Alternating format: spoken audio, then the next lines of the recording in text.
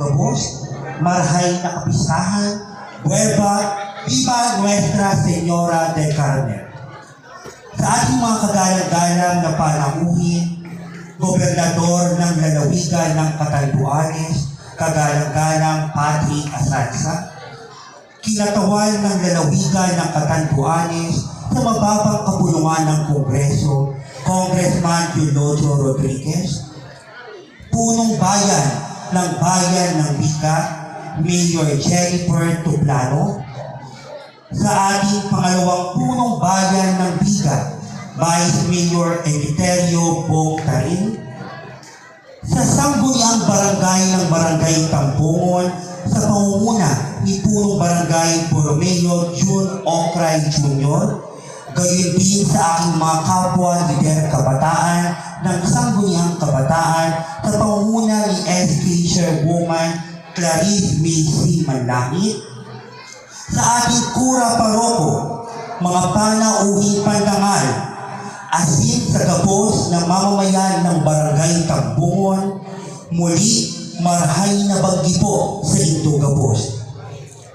Una sa gabos, hayaan ninyo akong magpasalamat sa inyong mainit na pag-abot at sa paanyayang maging bahagi ng napakagandang pagdiriwang na ito.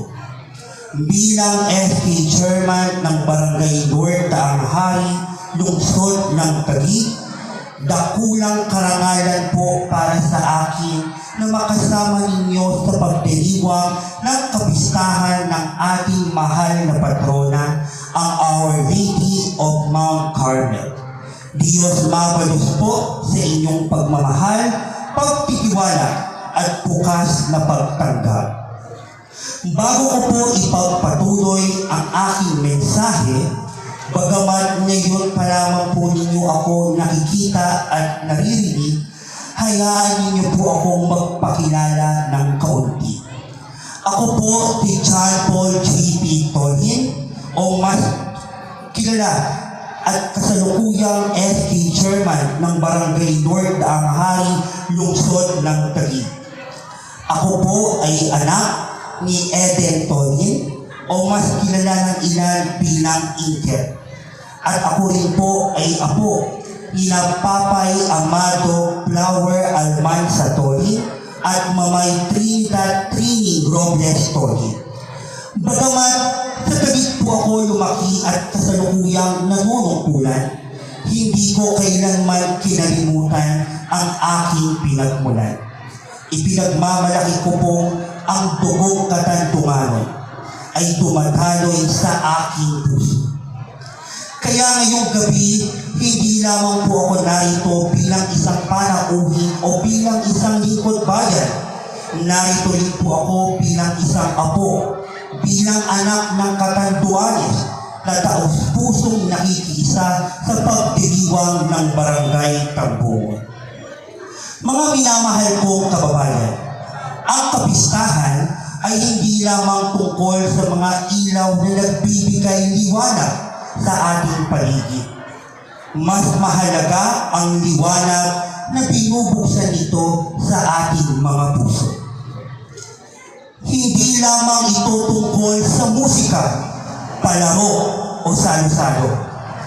Ito ay paalala na sa kapila ng ating iba't ibang pinagdaraanan, mayroon tayong isang Diyos na pinanghahawakan, isang inang gumagabay at isang pamayanang handang magkaisa sa bawat pagsubok at tagumpay. Sa katauhan ng Our Lady of Mount Carmel, hindi natin nakikita ang isang inang naghahanap ng papuri. Nakikita natin ang isang inang marunong magmahal, magtiwala at magsakripisyo. Isang inang nananatiling matatag kahit mahirap ang daan. Kung may isang aral tayong dapat iuwi ngayong gabi, marahil ito iyon. Hindi sinusukat ng tunay na pananampalataya sa dami ng ating dasal, kung hindi sa kabutihang ginagawa natin para sa ating kapwa. Mga kababayan, ang tema ng ating pagdiriwang ngayong taon ay pakikipagkaisa at pakikilahok para sa pag-unlad ng pamayanan.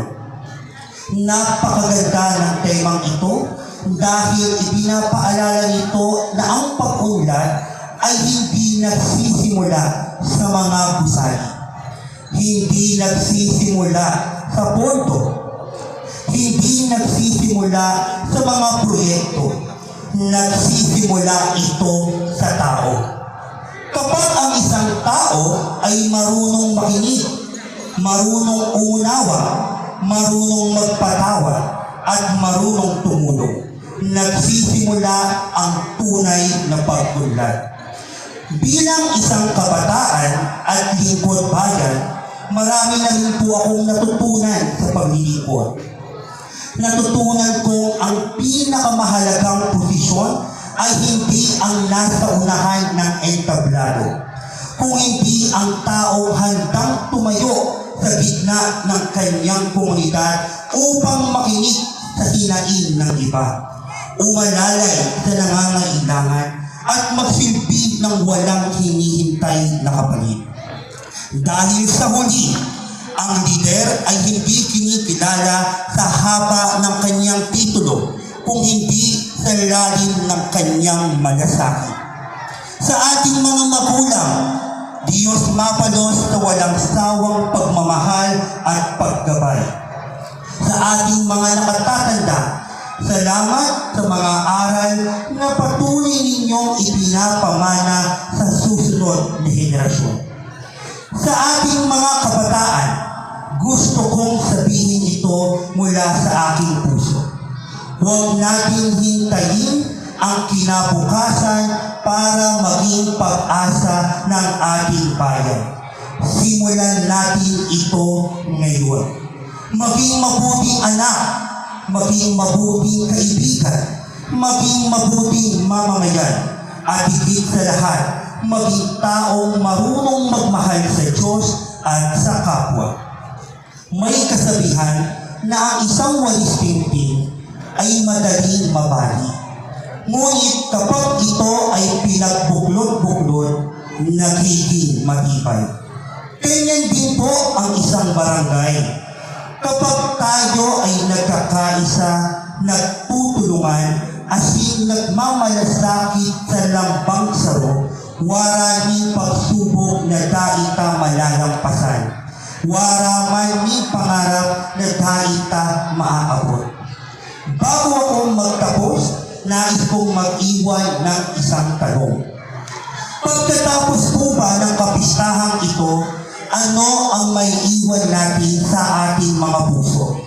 Sana hindi lamang po ang masasayang alaala, hindi lamang ang mga larawan na nasa inyong mga telepono, at mas lalong hindi lamang ang mga palakpak na ating napakinggan sa gabing ito, kung hindi ang panibagong paninibigan na mas magiging mabuti tayong anak, mas magiging mabuti tayong tao, mas magiging mabuti tayong kapitbahay, mas magiging mabuti tayong mamamayan, at higit sa lahat, mas magiging tapat tayong tagasunod ng Diyos.